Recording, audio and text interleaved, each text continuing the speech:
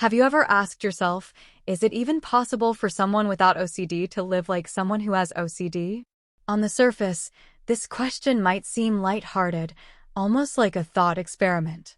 You might even laugh, thinking it's easy to mimic certain behaviors of OCD for a day or two, like washing your hands constantly or checking a door repeatedly.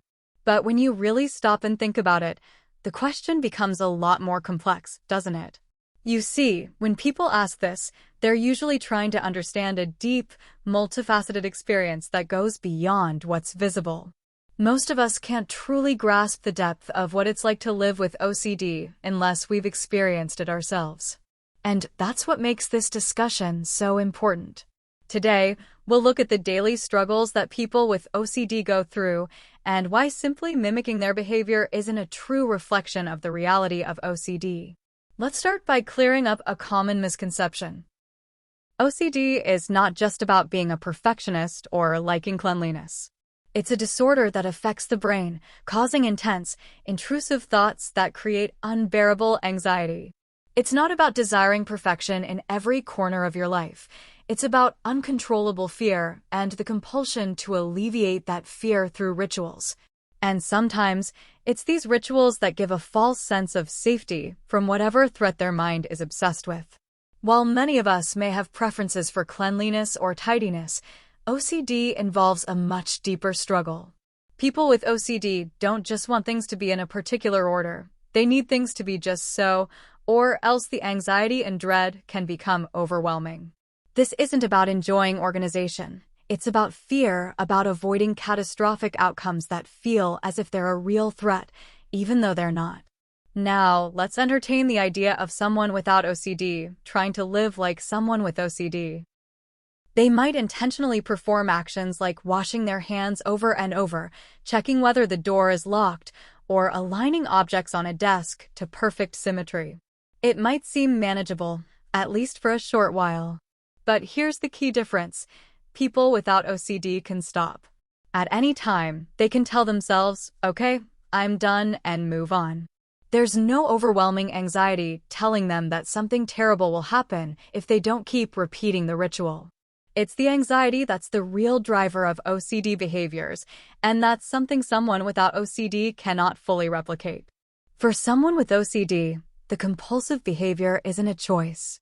It's a response to a deep, often irrational fear. And if they don't follow through with their rituals, they feel as if something catastrophic will happen. Their brains make them believe that missing one step in the process could lead to serious harm to themselves, to others, or to the world around them. The truth is, OCD isn't just about repeating behaviors. It's about feeling as though those behaviors are the only things standing between them and a terrible event. That's why someone with OCD can't simply stop their rituals, even if they logically know that their fears don't make sense. That's the prison they live in. And it's one they can't simply escape from, no matter how much they might want to. Let's talk about the internal battle that someone with OCD fights every single day. OCD isn't just about cleaning or checking things. It's about intrusive thoughts that invade their mind without warning, thoughts that feel overwhelmingly real and threatening. These thoughts can involve harm, contamination, or even obsessive doubts that erode their peace of mind. For example, someone with harm OCD might experience terrifying thoughts like, what if I hurt someone close to me? These thoughts don't come from a desire to harm. They come from an uncontrollable, irrational fear that if they don't take action, they might actually hurt someone. And so, they find themselves engaging in compulsions, checking, avoiding, or even mentally neutralizing the thoughts by thinking positive things over and over again. Now, imagine the pain of living with these intrusive thoughts that don't reflect who you are or what you want, but are there anyway. These aren't just passing worries. They are obsessions that take hold of the mind, creating an overwhelming sense of responsibility. The person feels like they must do everything in their power to push these thoughts away, but the more they try to suppress them, the more powerful they become. So, mimicking someone with OCD might look like repeating a few behaviors. But what no one outside of the condition can fully understand is the mental war that rages on inside. It's not just about the actions. It's about the constant, unrelenting mental struggle that someone with OCD endures daily. The external behaviors of OCD might be visible: checking, washing, arranging, but there's an even heavier burden that's invisible to others: the mental exhaustion. The thoughts are constant, the anxiety relentless, and the fear that something bad might happen if they don't perform their rituals is inescapable. And yet, the outside world often doesn't notice the burden. A person with OCD may seem fine in public, smiling, working, engaging with others. But in their mind, they're constantly battling fears, uncertainties, and the urge to perform rituals to feel safe. And it's not just one or two rituals, they may have dozens of them. From touching door handles a certain number of times to mentally counting steps, the rituals become ingrained as a way to control the anxiety. But even worse, they live in constant dread that if they skip just one ritual, something bad will happen. It's as if the stakes are life and death. The irony is that no one can see the mental load they carry. No one can see the hours spent worrying, checking, or mentally preparing to neutralize their obsessions. This is the unseen battle of OCD, and it's the part that's hardest for others to understand. So, can someone without OCD live like someone with OCD? While they may be able to mimic certain behaviors, like hand washing or checking the lock, they cannot truly live the experience of OCD. Because OCD isn't just a matter of going through the motions.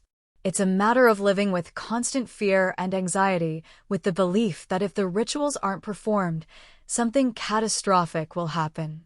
But that's where empathy comes in. It's not about mimicking the behaviors of someone with OCD, it's about understanding the emotional, psychological, and physical toll that this disorder takes on someone's life.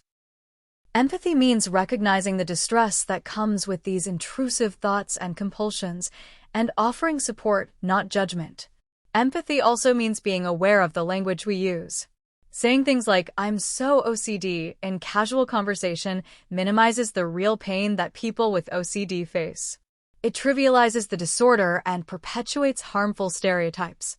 For those who are suffering, these offhand remarks can be hurtful. What they need is understanding, not mockery. They don't want pity, they want support. They want to feel seen, heard, and understood. When we start to see OCD for what it really is, more than just quirky habits or preferences, we can begin to offer more meaningful support. Whether that's simply listening to someone's struggles, offering reassurance without judgment, or just being there for them in their darkest moments, empathy goes a long way in helping people with OCD feel like they don't have to hide who they are. So, can someone without OCD live like someone with OCD? Technically, they can imitate some of the behaviors, but they will never be able to truly live the mental and emotional experience that comes with the disorder.